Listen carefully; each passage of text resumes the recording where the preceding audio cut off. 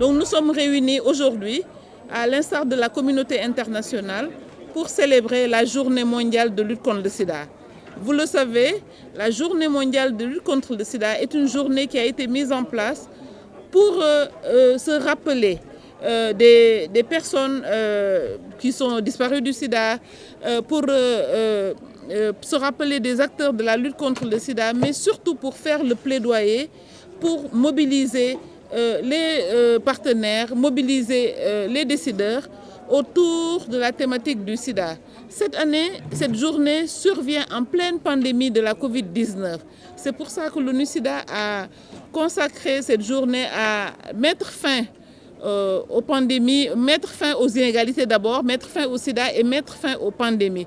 Et au Sénégal, nous avons voulu axer cette thématique sur comment mettre fin aux inégalités d'accès aux services de prévention et de prise en charge chez les jeunes.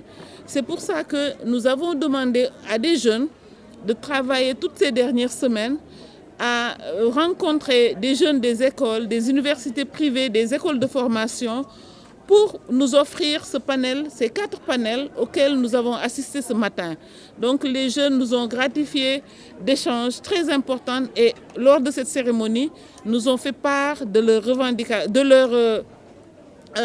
leurs recommandations.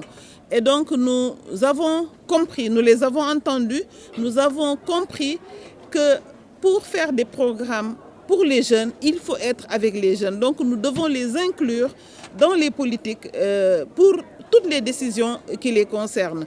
Donc c'est ça qui fait aujourd'hui l'innovation de cette journée qui a été préparée par des jeunes, qui a été animée depuis 9 h du matin par des jeunes et qui a vu la participation de plus de 300 jeunes donc, qui sont venus aujourd'hui nous répondre à notre invitation. Bi nga xam ne àddina bi yëpp daf ko jagleel xeex feebaru sida bii mooy 33e édition donc sida moo fi njëkk a teg journée mondiale donc 1er décembre ñëpp xam nañ mooy journée mondiale de lutte contre le sida bés bi àddina bi yëpp jagleel sida dañu taxaw di fàttaliku ni sida déjà bés bi dafa tombé ci digg mbas mi donc ñu nekk ci Covid-19 nekk loo xam ne dafa ñëw wone ñàkk yemale bi am ci nit ñi ñàkk yemale entre nit ku am ak ku amul ñàkk yemale entre mag ak ndaw ñàkk yemale entre góor ak jigéen donc yooyu yëpp bi Covid ñëwee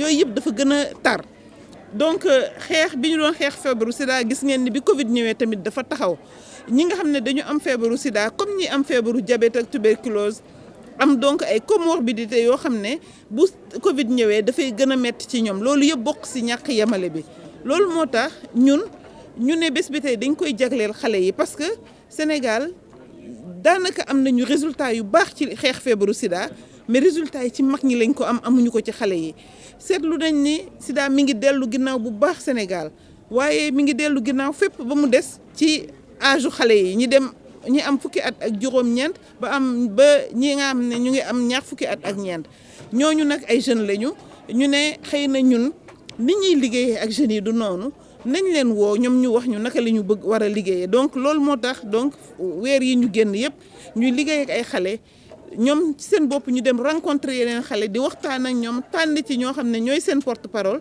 ci suba ba léegi ñu nekk ak ñun 9 h ba léegi def ay panel ci thèmes yoo xam ne mooy thèmes yi ëpp importance tey ci xeex feebaru sida ñëw wax ñu seen ay recommandation wax ñu naka la ñu war a taxawee ci xeex bi bu ñu bëggee liggéey ak xale yi bu ñu bëggee jot xale yi mu nekk loo xam ne mooy lu bees ren ci fête bi bu ngeen seetloo message yi partenaires yi message yu CNLS yëpp ay xale ñoo ko porté pour que ñu déglu xale yi pour que en tout cas ñun tàmm nañu waxante suñu biir mais pour une fois ñu jox xale yi parole pour déglu leen et bi ñu leen dégloo ñun tamit dafa jàng nañ ci lu bare déglu nañu leen te comprendre nañ ni léegi waruñu toog di décider ban programme la ñu war a defal xale yi mais dañu war a woo xale yi ñu toog ak ñun ci table yi comme ça ñoom ñu wax ñu ban programme moo gën pour xale yi parce que tey ñun ñëpp ñu ngi bëgg génération sans sida loolu nag kenn mënuñu ko dig lu dul xale yi nga xam ne ñoom la sida concerné directement.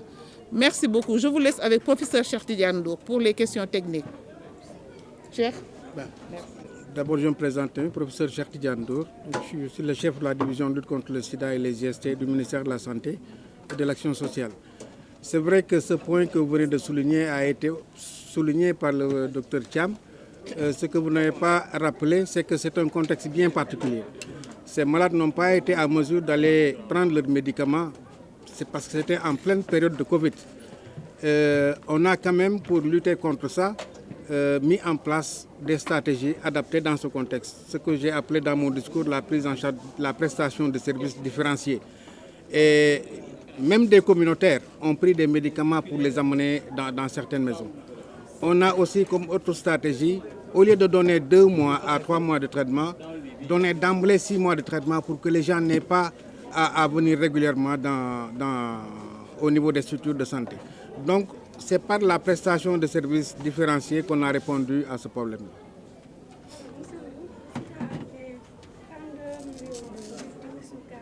Oui. Oui. La situation au Sénégal, elle a évolué quand même de façon favorable depuis le début. Comme vous le savez, c'est l'un des pays qui a eu les premières initiatives nationales de prise en charge, dès le premier cas en 1987. Et on peut dire qu'actuellement, on est en moyenne à 43 000 Sénégalais infectés par le VIH, dont plus de 31 000 sont actuellement sous traitement. Donc en matière de dépistage, on est aux alentours de 89% de personnes vivant avec le virus qui ont été effectivement dépistées. Et parmi ceux-là, plus de 85% ont été mis sous traitement. Pour le troisième 90 maintenant, on est à 81% de patients traités qui ont une charge virale indétectable, c'est-à-dire des patients qui ne peuvent plus transmettre la maladie. Donc en termes de progression, on est loin des 3,95, mais des progrès notables ont été réalisés depuis ces nombreuses années. Aujourd'hui, les enfants sont les couches les plus vulnérables par rapport à la lutte contre le sida. Madame la directrice l'a dit, les résultats sont encore probants par rapport à la situation. Aujourd'hui, qu'est-ce que l'État sénégalais compte faire pour leur venir en aide? Bon, pour leur venir en aide, il faut d'abord les trouver. Je crois que c'est revenu aussi dans les discours. Le problème des enfants, c'est que près de la moitié n'ont pas été dépistés. Il faut les trouver et on sait à peu près où est-ce qu'ils se trouvent. Ce sont des enfants qui sont dans les familles des adultes infectés par le VIH. Et la principale stratégie utilisée pour avoir accéder à eux, c'est le dépistage de la fratrie. C'est un peu sensible. Le dépistage de la fratrie, c'est dépister l'ensemble d'une famille. Et vous voyez, avec les stigmas, la discrimination qui entoure cette maladie, c'est un peu difficile. Mais je crois qu'avec l'aide, surtout des communautaires, des associations de personnes vivant avec le VIH, on devrait y parvenir. Parce qu'il suffit de mettre la main dessus pour pouvoir les traiter et les protéger à jamais par rapport à cette maladie. Qu'en est-il des populations? On a beaucoup parlé de stigmatisation. Qu'en est-il de la situation des populations? Je pense aux prostituées, aux homosexuels, aux toxicomanes. C'est des populations aussi qui souffrent de stigmatisation et de discrimination. À un tel point qu'à un moment donné, il y a cet amalgame qui se fait un peu entre le VIH et population clé. Je crois qu'il nous appartient à nous de revenir sur ces aspects-là, de vraiment d'apporter la vérité scientifique, expliquer aux gens que c'est une maladie qui peut toucher tout le monde. C'est pourquoi on a beaucoup insisté cette session sur les enfants qui naissent avec le VIH, ces femmes enceintes infectées par le VIH et ces populations clés, insister sur l'importance de leur prise en charge parce que c'est des passerelles avec la communauté. Des populations clés qui sont mariées, des personnes qui ne sont pas population clés, mais qui vont fréquenter ce milieu-là. Et donc, c'est vraiment des passerelles. Tant qu'on n'a pas mis fin à l'épidémie dans cette population-là, on ne pourra pas l'éteindre dans la population générale. Ça, c'est une certitude.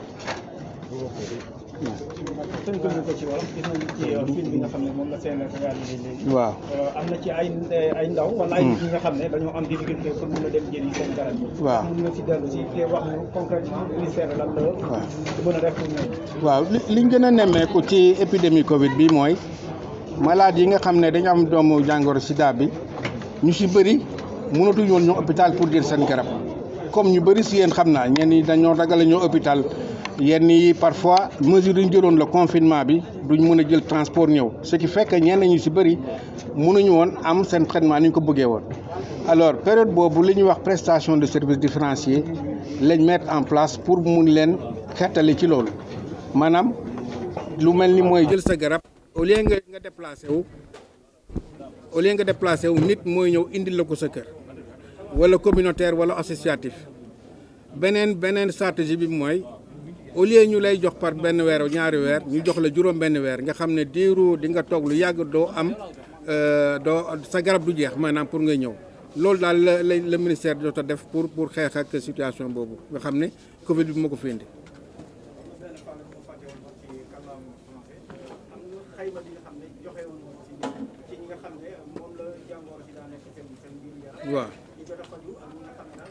waaw maanaam liñ ko xayma ci ñeent fukki junne ak ñetti sénégalais yi nga xam ne am nañ doomu jàngoro bi seen yaram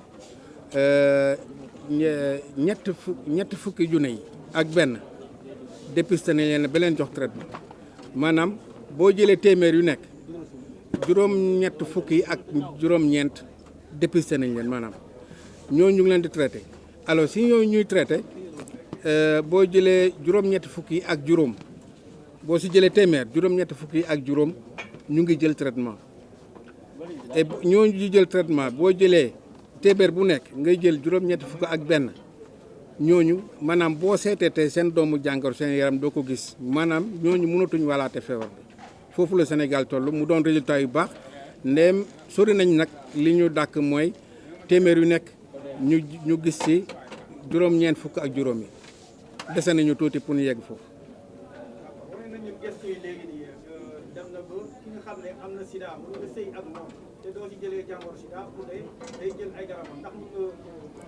waaw loolu tamit baax na surtout journalistes yi dañu jàppale ci information yi parce que koo ci wax sida rek pour moom amul traitement ay dee lay xalaat loolu bu njëkk la woon nga xam ne amuloon traitement mais léegi traitement yi am non seulement daa neex a jël mais ku ko jël ba ñu li ñuy wax charge virale indétectable maanaam bu ñu seetee doomu jàngoro bi sa yaram duñ ko gis kooku mënatul wàllaate kii bi par sëy yaay bu ko am mënu ko wàllu doom buy namp ñi mënoo ko wàll tam si wàllu sëy donc loolu baax na nit ñi xam ko dina wàññi xëy na ragal bi ñu ragal maanaam feebaru sida nga xam ne boo ko waxee bodd bi da ciy bëri avancé boobu c'est bien que médecins yi ak journalistes yi di si insister bu baax mu doon loo xam ne dëgg la waaw